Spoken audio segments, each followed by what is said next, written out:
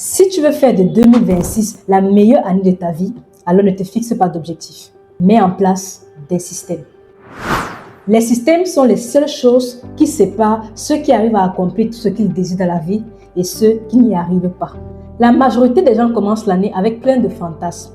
Ils ne mettent aucun plan sur pied, aucune stratégie, aucun système, raison pour lesquelles ils n'avanceront jamais. Heureusement pour toi, cette vidéo est ton guide de reprogrammation mentale et opérationnelle. Si tu appliques tout ce que je vais partager avec toi dans cette vidéo, je peux t'assurer que d'ici le 31 décembre 2026, tu ne te reconnaîtras plus. Le système de productivité en 5 étapes que je vais te présenter maintenant fera de ton année 2026 une année inoubliable. Alors, commençons. La première étape dont nous allons parler ici, c'est la visualisation. La plupart des gens ne ratent pas leur année parce qu'ils sont incapables. Ils la ratent parce qu'ils ne savent pas où ils vont. Ils vivent en mode réaction. Ils avancent au hasard. Ils espèrent que les choses avancent tout seuls. Mais toi, tu vas faire l'inverse.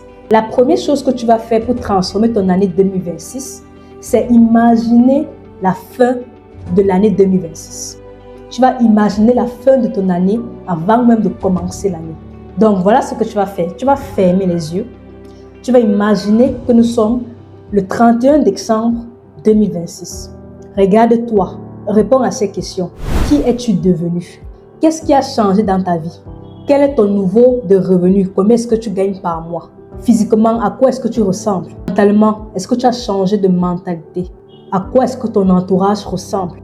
Et enfin, quel est le niveau de ta liberté? Donc, pose-toi toutes ces questions qui sont importantes pour toi. D'ici le 31 décembre 2026, qu'est-ce que tu veux obtenir? Qu'est-ce que tu veux devenir? Qu'est-ce que tu veux avoir d'ici là? Imagine ça, visualise cela. Malheureusement, la plupart des gens ne visualisent pas. Ils pensent que la visualisation, c'est du développement personnel bullshit. La visualisation, c'est la première étape pour réaliser n'importe quel objectif. Je dis bien que c'est la première étape pour réaliser n'importe quel objectif. Tu ne peux pas concrétiser quelque chose que tu n'as jamais réalisé. Tu ne peux pas accomplir quelque chose que tu n'as jamais imaginé. La visualisation donne une direction claire à ton cerveau. Parce que le cerveau a besoin des images précises pour pouvoir mieux travailler. Sans une vision claire de ce que tu souhaites réaliser, ça sera très difficile d'atteindre un but. Parce que tu vas gaspiller ton énergie dans les choses qui ne font pas. Après avoir visualisé ce que tu aimerais devenir et accomplir d'ici le 31 décembre 2026, tu vas maintenant te fixer des objectifs SMART en fonction de cette vision. Tu vas te fixer des objectifs SMART, j'ai bien précisé. Pas uniquement des objectifs en l'air. Donc, des objectifs vagues du genre je veux réussir, j'ai envie de gagner de l'argent, etc. sont des souhaits, ce ne sont pas des objectifs. Tu dois te fixer des objectifs SMART. S qui veut dire spécifique, M qui veut dire mesurable, A qui veut dire atteignable, R qui veut dire réalisable et enfin le T qui veut dire temporellement défini.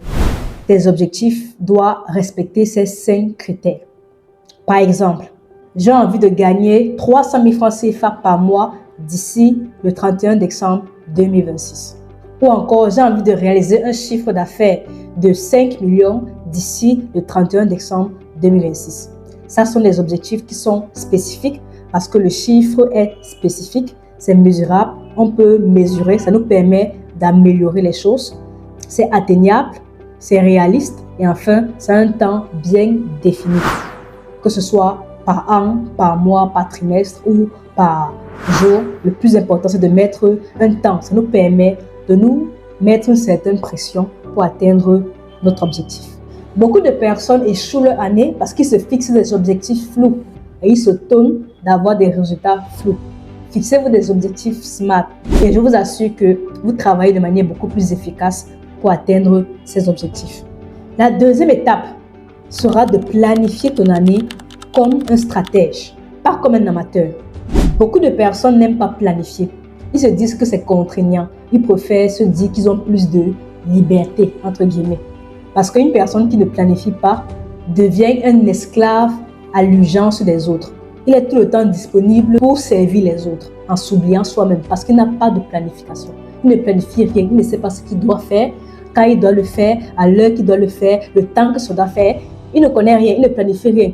Donc, il est juste là, il erre durant la journée, il ne sait pas quoi faire. Il se met à la disposition des autres n'importe comment. Tu dois découper ton année par trimestre, puis par mois, puis par semaine et enfin par jour. Voilà comment tu dois organiser ton année. Tu découpes par trimestre.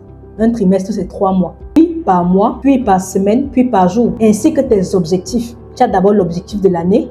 Tu dois avoir l'objectif trimestriel, l'objectif mensuel, l'objectif hebdomadaire et enfin les objectifs de chaque journée, donc les to-do list. La majorité des gens vivent le jour le jour. Toi, tu dois vivre à l'avance. Si tu vas avoir une longueur d'avance sur la plupart des gens. Donc, tu dois planifier à l'avance de ce que tu vas faire, de comment est-ce que tu vas le faire, du temps que ça va te prendre, des tâches que tu vas réaliser pendant des périodes bien spécifiques. Tout doit être planifié. Parce que la liberté, ce n'est pas faire ce que tu veux, quand tu veux, comme tu veux, mais c'est faire ce qui compte réellement, volontairement, chaque jour. Passons maintenant à la 3e étape. Apprendre à prioriser comme les gens qui réussissent. Nous avons tous 24 heures dans une journée. Mais certaines personnes réussissent à transformer ces heures en empire, pendant que d'autres les transforment en frustration. Quelle est la différence? La différence se tient en un seul mot. Savoir définir ses priorités. Savoir se concentrer sur ses priorités. Beaucoup de personnes stagnent parce qu'ils confondent urgence et importance.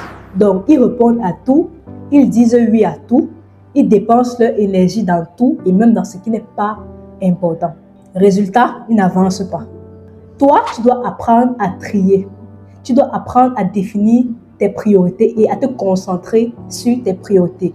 Toutes ces tâches qui te permettent d'avancer réellement dans tes activités ou encore d'atteindre ton objectif. Il existe 4 catégories de tâches.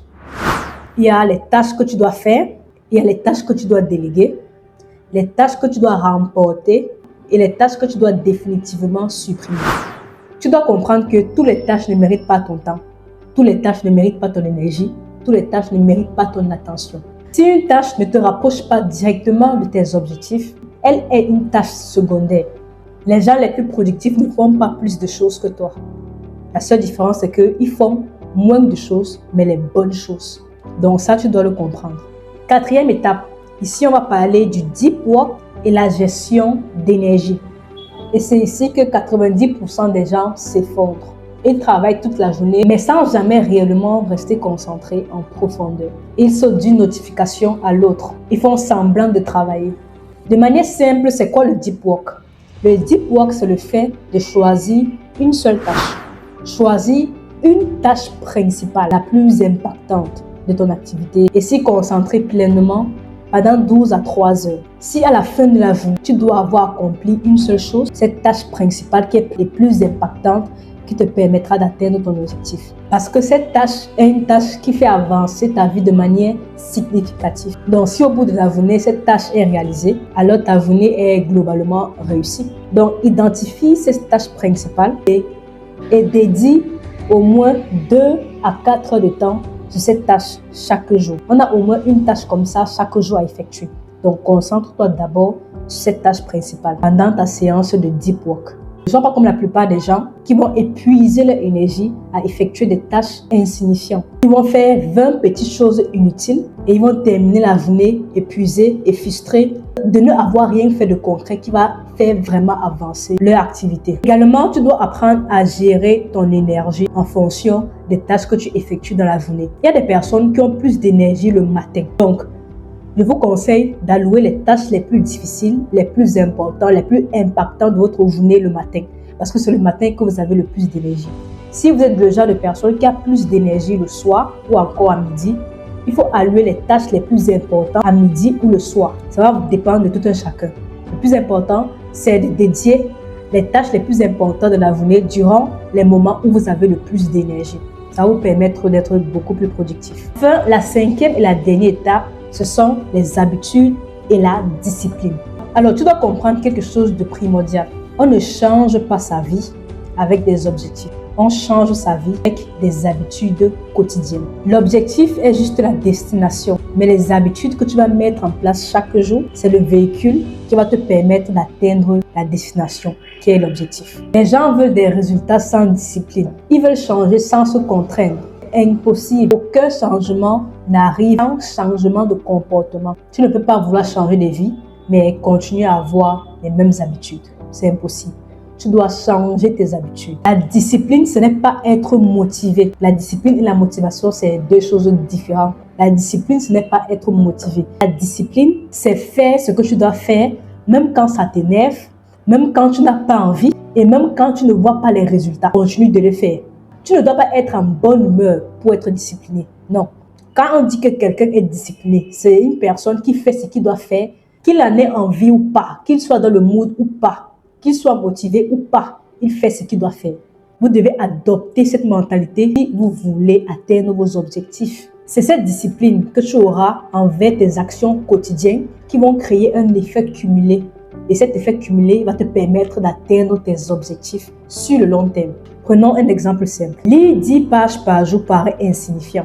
Mais une personne qui lit 10 pages par jour sans sauter une seule journée, à la fin de l'année, ça fait plus de 15 livres qu'il a lus. C'est pareil pour le travail. Travailler 1 heure par jour de manière intensive sur ton projet paraît peu. Mais sur un an, ça fait plus de 365 heures de travail et de construction pour ton projet, pour ton avenir, pour ton futur.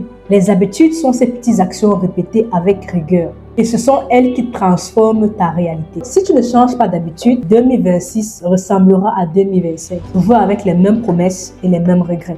2026 ne sera pas différent par magie. Elle sera différente par décision. La décision de voir clair, la décision de planifier, la décision de prioriser, la décision de se concentrer, la décision de devenir discipliné. Si tu appliques ces 5 étapes, tu n'auras pas besoin de motivation car tes résultats te motiveront. Donc, envoie cette vidéo à un proche que tu aimerais voir réussir durant cette nouvelle année. Sur ce, je te souhaite une excellente année 2026.